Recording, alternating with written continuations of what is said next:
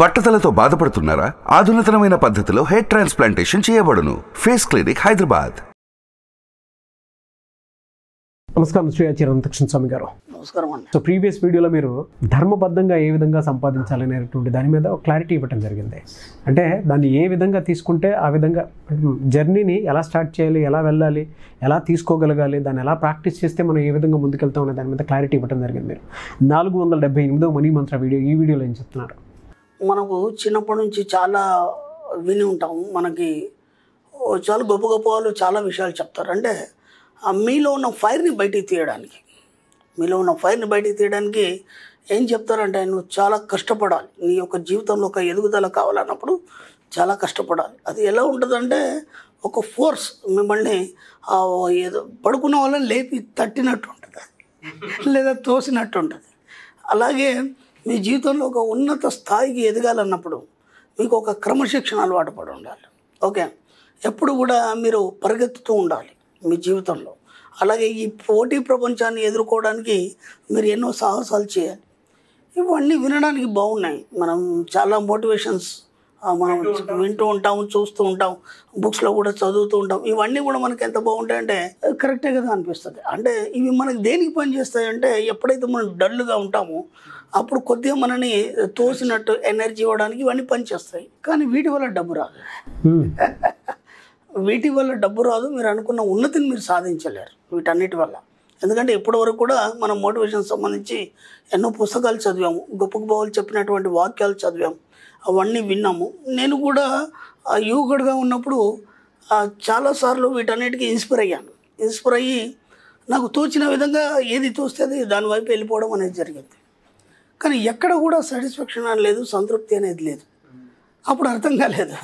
ఎందుకంటే వయసుతోని అనుభవం అనేది వస్తుంది అనేది నాకు తర్వాత అర్థమైంది. ఎందుకంటే ఆ వయసులో మనకి ఉడుకు రక్తం ఉంటుంది, ఎటంటే అటు పరిగెడతాం, అదంటాం ఇదంటాము, ఏది తోస్తే అది చేసేస్తాం, ఎటు వీలైతే అటు వెళ్ళిపోతాం, ఎన్నో మీటింగ్లలో పాల్గొంటాము, బోలెడ్ చేస్తున్నాం మనం మన జీవితంలో. కానీ అక్కడ సాటిస్ఫాక్షన్ ఎందుకు లేదు? ఓకే, అక్కడ స్థిరత్వం లేదు, సాటిస్ఫాక్షన్ లేదు, ఈ రోజున ప్రశాంతత లేదు. ఎందుకు మరి అవి పనిచేయవా? ఎందుకు పనిచేయవు మరి అవి? నీ యొక్క ఉన్నతికి ఎందుకు పనిచేయలేదు అవి అని ఆలోచించినప్పుడు నాకు ఒక విషయం అర్థమైంది. మన సబ్జెక్ట్లో నేను ఎన్నోసార్లు చెప్పాను, నువ్వు ప్రశాంతంగా కూర్చోవాలి. ఫస్ట్ ప్రశాంతంగా కూర్చొని నీకు కావాల్సిన వాటిని ఊహించాలి. ఓకే, ఇక్కడ ఏ అలజడి లేదు, ఎలాంటి మీకు ఉత్సాహం లేదు, ఎలాంటి ఫోర్స్ లేదు, ఏది లేదు ఇక్కడ. అంటే ఇక్కడ ఏమైపోయిందంటే స్తబ్దత అనేది ఏర్పడింది ఫస్ట్. ఓకే, ఇవన్నీ మీ అనుభవం ద్వారా వస్తాయి తప్ప అరే అలా చెప్పాడని చెప్పేసి ఇప్పుడే మీరు డల్ అయిపోవాల్సిన అవసరం లేదు. ఇవన్నీ అనుభవం ద్వారా వస్తాయి. అంటే ఎలా వస్తుంది డబ్బు, సంపద, ఐశ్వర్యం కానీ, లేదంటే మీ జీవితంలో ఒక ఎదుగుదల కానీ, ఒక ఉన్నత స్థితి కానీ ఎలా వస్తాయి అనడానికి నేను దీనికి ఎగ్జాంపుల్ చెప్తున్నాను తప్ప మిమ్మల్ని డల్ కమ్మని కాదు. మీ యొక్క ఫైర్ అలాగే ఉంచండి. ఎందుకంటే ఏ వయసులో ఏముండాలనేది అలాగే ఉండాలి. ఓ పిల్లాడు అంబాడితేనే బాగుంటుంది, మనం అంబాడితే బాగుండదు, నవ్వుతారు అందరు. కాబట్టి ఆ వయసులో అలా అనిపించేది. ఎందుకు ఈ ఆలోచిస్తూ దేంట్లో స్థిరత్వం లేదు. ఇప్పుడు ఒక ఫీల్డ్లో పోయినాము, దాంట్లో స్థిరత్వం లేదు, మళ్ళీ అది డిస్టర్బెన్సే మళ్ళీ వెనక్కి రావడం, మళ్ళీ ఇంకో ఫీల్డ్లో పోయినాము, అది డిస్టర్బెన్సే వెనక్కి రావడం. ఇవన్నీ ఎందుకు జరిగినాయని ఆలోచించినప్పుడు ఎప్పుడైతే ఈ సబ్జెక్టులోకి వచ్చామో అప్పుడు అర్థమైంది కదా, నీకు నువ్వుగానే అన్నీ సృష్టించుకోవాలి. First point. 2, అవి సృష్టించుకోవాలంటే నువ్వు ముందు స్తబ్దత చెందాలి. అంటే నేను ఎన్నోసార్లు చెప్పాను, ఒక స్థాయికి వెళ్ళిన తర్వాత మీకు మీరుగా ఇన్నర్ మైండ్తోని ఎప్పుడైతే మాట్లాడతారో అప్పుడు మీకు ఒక స్తబ్దత అనేది ఏర్పడుతుంది. అంటే అక్కడ ఇంకా ఎలాంటి చలనం కానీ, ఎలాంటి ఆలోచన కానీ ఏమీ ఉండవు. అంటే ఒక సైలెన్స్ అనేది ఉంటుంది. ఆ సైలెన్స్ నుంచి మెల్లిమెల్లిగా ఒక్కొక్కటి ఉత్పన్నం అవడం అనేది జరుగుతుంది. కాబట్టి అక్కడ ఏమవుతుందంటే అప్పటి వరకు ఉన్నటువంటి ఆవేశం కానీ, కోపం కానీ, ఈర్ష్య కానీ, అసూయ కానీ, ద్వేషం కానీ, లేదంటే ఒక అహంకారం కానీ, ఇవన్నీ కూడా నశించిపోతాయి. ఇవన్నీ నశించిపోయిన తర్వాత అప్పుడు కదా మీకు ఒక ఆలోచన వస్తుంది. అది ఎలా ఉంటుందంటే చాలా ప్యూర్గా ఉంటుంది. మనకి ఎంత ప్యూర్గా ఉంటుందంటే అసలు ఒక వెన్నలాగా ప్యూర్గా ఉంటుంది. అప్పుడు మీకే అర్థమవుతుంది, ఓహో ఇదే అసలు నిజమైనటువంటి స్థిరత్వం అనేది, ఇదా నిజమైన సంపద, ఇదా నిజమైన ఐశ్వర్యం అనేది మీకు అక్కడ అర్థమవుతుంది. అక్కడ నుంచి స్టార్ట్ అవుతుంది మీ యొక్క స్టెప్. ఇప్పటివరకు ఇన్ని సంవత్సరాల నుంచి పరిగెట్టారు, ఆవేశంగా మాట్లాడారు, ఎవరిని పడితే వాళ్ళతో ఏదో ఒకటి నోటికి వచ్చేట్టు మాట్లాడారు. అక్కడ అవన్నీ ఏముండవు. ఇక అప్పుడు ఏమవుతుందంటే ఒక నవనీతంలాగా మీరు కరిగిపోయిన తర్వాత అక్కడ నుంచి మీకు మీ యొక్క ఉన్నతి కానీ, మీ డబ్బు కానీ, సంపద ఐశ్వర్యం అనేది స్టార్ట్ అవుతుంది. అది మెల్లిగా మెల్లిగా మెల్లిగా స్టార్ట్ అవుతుంది. అది మీ యొక్క ఇన్నర్ మైండ్ మీకు చెప్తుందో, ఇప్పుడు నేను సరైన దారిలో ఉన్నాను అని ఎప్పుడైతే మీకు చెప్తుందో అక్కడ నుంచి మీ యొక్క ఇన్కమ్ అనేది స్టార్ట్ అవుతుంది. ఆ ఇన్కమ్తో పాటు మీకు సమాజంలో ఒక మంచి పేరు రావడం అనేది వస్తుంది. ఆ తర్వాత సంపద కూడుతుంది, తర్వాత ఐశ్వర్యం కూడుతుంది. ఇది ఎప్పటికీ శాశ్వతంగా ఉంటుంది, ఇది ఎక్కడ కూడా నశించేది కాదు. కాబట్టి ఆ ప్యూరిటీ నుంచి ఎప్పుడైతే వస్తుందో అది మాత్రమే మీకు స్థిరంగా ఉండి ఎల్లప్పుడూ శాశ్వతంగా ఉంటుంది.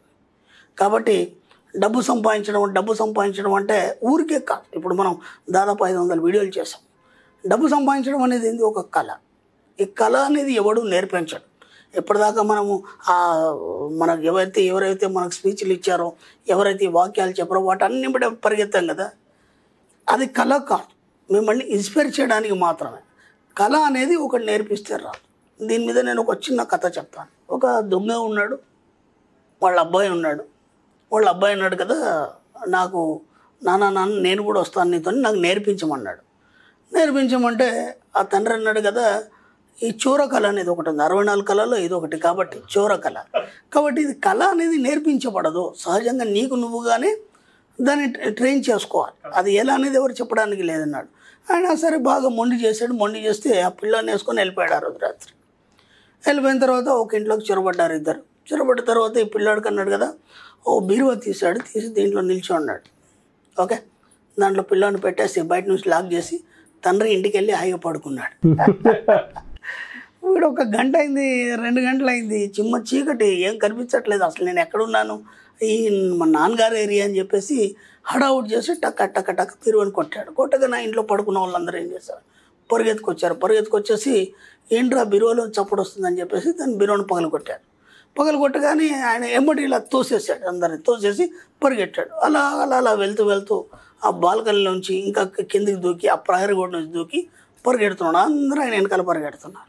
దాంతోపాటు చుట్టుపక్కల వాళ్ళు కూడా లేచారు. వెళ్తూ ఏం చేశాడంటే ఊరు బయటికి వెళ్ళిన తర్వాత అక్కడికి వెళ్ళగానే ఒక ఆలోచన వచ్చింది. అక్కడ పెద్ద పాడుబడ్డ బావి ఉంది, అప్పట్లో బావులు ఉండేది. ఎమ్మడో పెద్ద రాయి తీసి ఆ బావిలో వేసేసి వెళ్ళి అక్కడ పక్కన దాక్కున్నాడు. అక్కడ అందరూ ఊరోళ్ళు చూసారు, ఇంకా తెల్లారలేదు, చిమ్మ చీకటి ఉంది, ఆ పెద్ద చప్పుడు వచ్చింది కాబట్టి వీడు బావిలో పడిపోయాడు అనుకొని చెప్పేసి ఎక్కడ వాళ్ళు అక్కడ ఇంటికి వెళ్ళిపోయారు. తెల్లారి చూద్దాం వాడి సంగతి అని చెప్పేసి. ఓకే, ఆ తర్వాత తెల్లవారింది.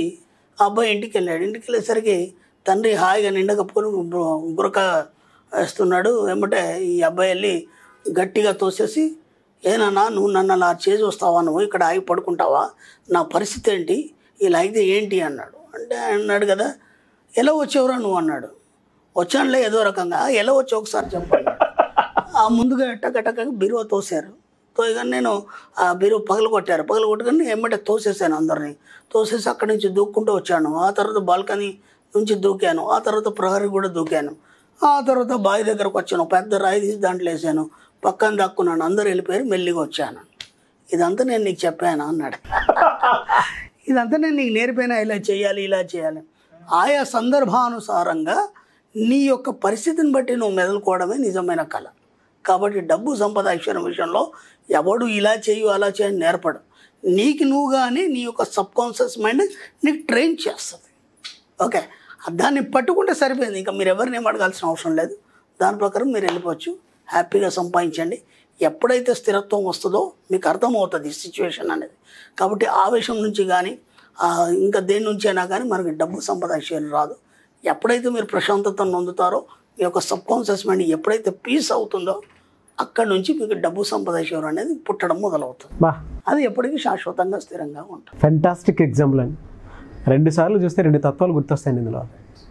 చాలామంది మోటివేషన్ విన్నప్పుడు అప్పటికప్పుడే ఎనర్జీ ఉంటుంది, మంచి ఫైర్ ఉంటుంది. ఇప్పుడు ఏదో చేసేయాలనిపిస్తుంది.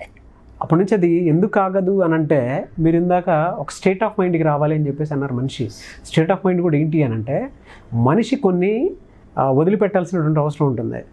కోపం, ద్వేషం, రాగం, అసూయ, అహంకారం. ఇవి వదిలేస్తే స్టేట్ ఆఫ్ మైండ్ బ్యాలెన్స్డ్గా ఉంటుంది. అప్పుడు ఏ మోటివేషన్ ఉన్నా కూడా డబ్బులు ఉంటుంది ఇంపాక్ట్. అదొకటి. రెండు, డబ్బు సంపాదించే విషయంలో అంటే కొన్ని విషయాలు మనకు తెలియకుండానే మన కంటి ముందే జరుగుతూ ఉంటుంది. దానితో పాటు స్వతహాగా మనం ఇన్ఫ్లుయెన్స్ చేసిన తర్వాత మనం వెళ్ళిపోతుంది. ఇందాక పిల్లోడు చేశాడు చూసారా, అలా మైండ్కి ఏది ఇన్ఫ్లుయెన్స్ చేస్తుంది పట్టుకుంటూ వెళ్ళిపోతూ ఉంటాము. తను సర్వైవ్ చేసుకోవడానికి, అతను బతకడానికి ఏం నేర్చుకున్నాడు అనేది అందులో చూపించగలిగారు.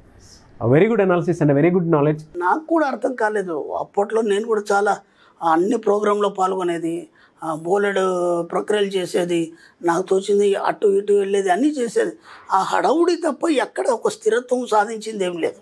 ఇప్పుడు ఏది లేదు, హాయిగా కూర్చున్న దగ్గర నాకు అర్థం అవుతుంది ఎందుకు అప్పుడు కాలేదు ఇప్పుడు ఎందుకు సక్సెస్ అవుతుంది అనేది. Thank you sir, thank you so much Shri Acharya Anantakrishna Swami garu. Thank you అండి.